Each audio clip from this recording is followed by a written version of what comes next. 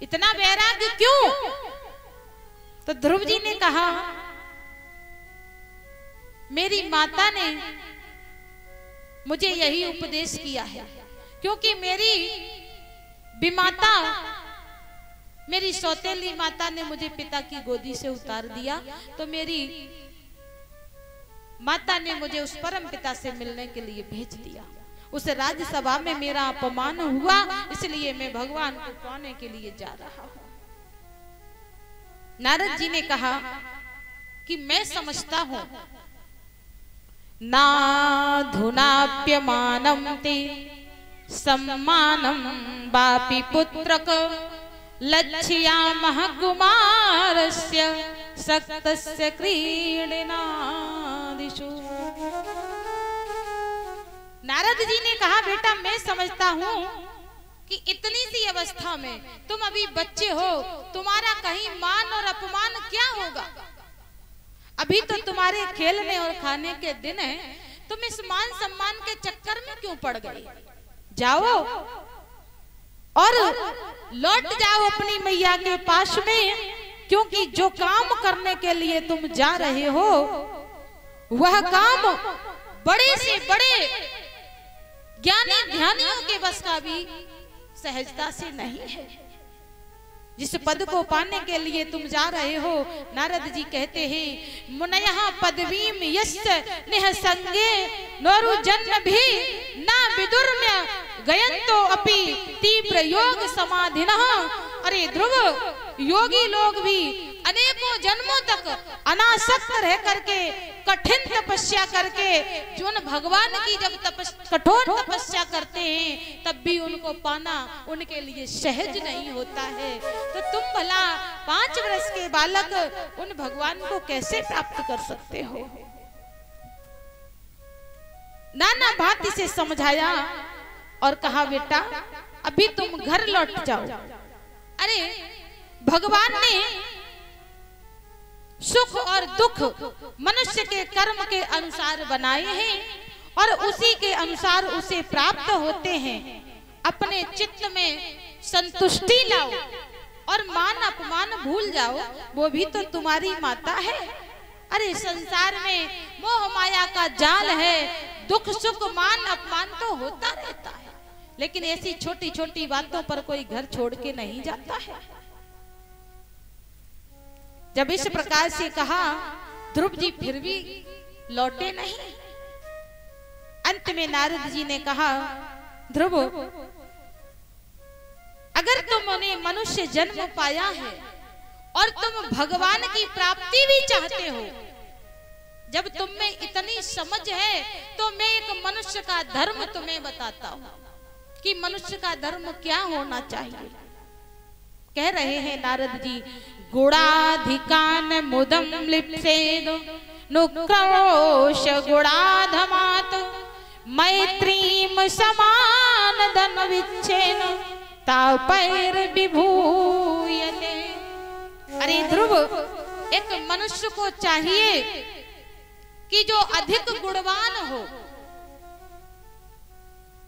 उसको देख करके प्रसन्न होना चाहिए, जो बराबर का हो उससे मित्रता करनी चाहिए, और जो छोटा हो उस पर दया करनी चाहिए।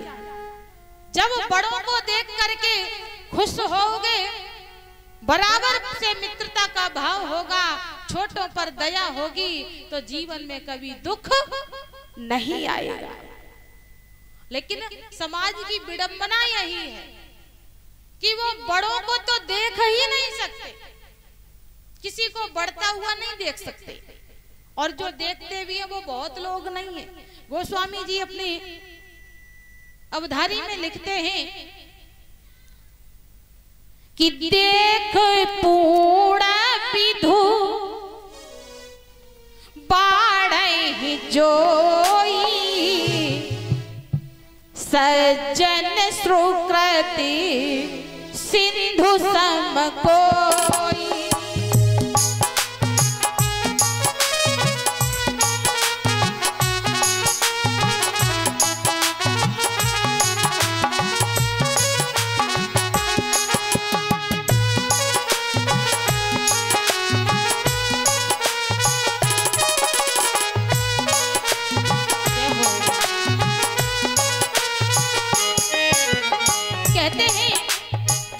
पूर्ण देख पूर्ण बिनु बाड़े, जोई बिनु माने चंद्रमा।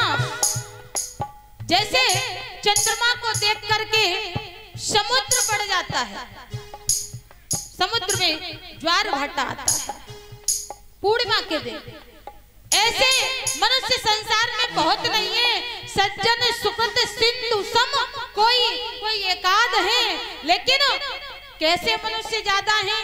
तो बताया कि जग बहु नर सर सरि सम भाई, जे निज बाड़ी बढ़हि जल पाई।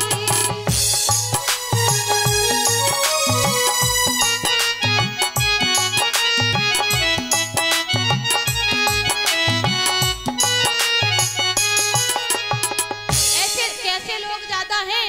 तो बताया जग बहु नर सरि सम भाई, नदी और तालाब की तरह संसार में बहुत लोग हैं। तो कहीं नदी और तालाब कब बढ़ते हैं? जब खुद में जल होता है। बारिश बहुत ज्यादा हो जाए तो नदी उबाल लेकर के किनारे तोड़ करके फैलने लगती है, गांव में घुस जाती है। तालाब की कोरे टूट जाती है, तालाब से ऊपर पानी निकलने लगता है। ऐसे लोग नदी और तालाब की तरह संसार में बहुत लोग हैं। जग बहु नर सरि सर की नारी, और जेई निज बाड़ी बढ़े जल पाई। अपने में जो जब बढ़ते हैं, जब खुद भरते हैं, तब सुखी होते हैं।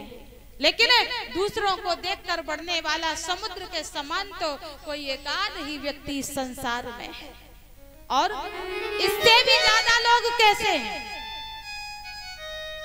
दूसरों को बढ़ते हुए देख करके प्रसन्न होने वाले कोई एकाध हैं, अपने आप को बढ़ते हुए देखते वाले बहुत लोग हैं, और उससे भी ज्यादा कैसे लोग हैं? तो गोस्वामी जी कहते हैं कि पर अकाजी लगी, दूसरे के अकाज मतलब काम बिगाड़ने के लिए, पर अकाजी लगी तनु परिहरही, और जिमी हिमी उपल कृषि दल गरही। जैसे दूसरे का काम बिगाड़ने के लिए चाहे अपना खुद बर्बाद हो जाए, पर तुम्हारा लेके जाएंगे। कैसे? जैसे ओले होते हैं ना, ओले जब पड़ते हैं तो फसल नष्ट हो जाती है, और ओले पहले फसल नष्ट करते हैं, फिर खुद भी नष्ट हो जाते हैं। 1 घंटे बाद आप जाना तो ओले मिलेंगे नहीं। तो ऐसे स्वभाव के लोग उससे भी ज्यादा हैं। पर हित घृत तिनके मन मक्खी, जैसे मक्खी होती है ना, तो घी को बिगाड़ने के लिए उसमें गिर जाएगी और मर जाएगी, क्योंकि मक्खी को घी हजम नहीं होता। ऐसे लोग संसार में बहुत हैं। पर नारद जी कहते हैं कि मनुष्य का धर्म ये है। भागवत जी कहती हैं कि दूसरों के गुणों को, धर्म को, संपत्ति को देख करके बढ़ना चाहिए, खुश होना चाहिए, बराबरी वालों से मित्रता का भाव करके उनसे व्यवहार करना चाहिए, छोटे लोगों पर दया करनी चाहिए। ये मनुष्य का धर्म है, और अगर ऐसा करेंगे तो आपके जीवन में कभी दुख नहीं आएगा। नारद जी ने नाना भांति से समझाया, पर ध्रुव जी ने कहा, महाराज आपकी बात सत्य है, आप त्रिलोक में भ्रमण करने वाले हैं।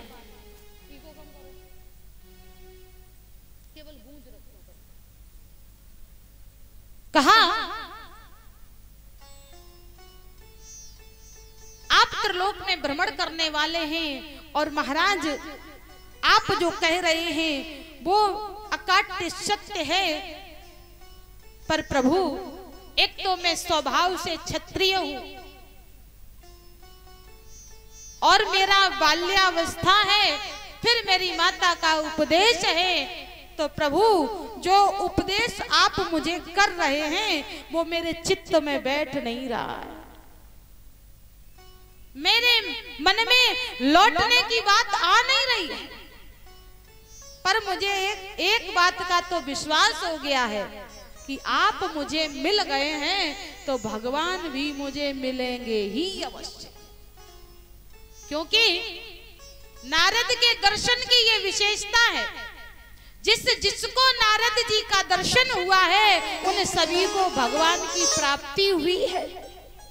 इसलिए ध्रुव जी ने कहा पर भगवान मुझे यह पूर्ण विश्वास हो गया कि अब मुझे भगवान अवश्य मिलेंगे। नारद जी ने कहा चलिए अब ये हठी वाला के मानेगा तो है नहीं। नारद जी ने फिर एक दूसरा बहाना ढूंढा और कहा एक बात बताओ, आपने गुरु बनाए हैं?